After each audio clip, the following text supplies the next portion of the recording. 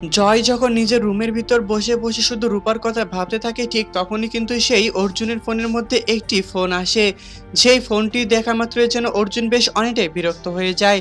তখন সেই অর্জুন বলতে থাকে যে এই মেয়েটাকে আমি অনেকবার বলেছি যেন আমাকে ফোন না দেয়, তবুও শুধু আমাকেই ফোন দিয়ে যাচ্ছে, এর সমস্যাটা কি? তারপর যখন অর্জুন আবারও বেশ অনেকটা কথাবার্তা বলে আবারও সেই মেয়েটা অর্থাৎ সোনার ফোনটা ধরে ফেলে ঠিক তখনই কিন্তু সেই সোনা তাকে আজকে পার্টির জন্য ইনভাইট করে ফেলে। তারপর যেন সেই অর্জুন আর কোনো কথা না বুঝে তার সেই পার্টির ইনভাইটের জন্য আজ রাজি হয়ে যায়। হ্যাঁ বন্ধুরা, অনুরাগের ছোঁয়া ধারাবাহিক নাটকের আগামী পর্বগুলোতে আমরা ঠিক এমনটাই দেখতে পারবো। আর আপনারা যদি আমাদের চ্যানেলে নতুন হয়ে থাকেন তাহলে চ্যানেলটিকে অবশ্যই একটি সাবস্ক্রাইব করে দিবেন।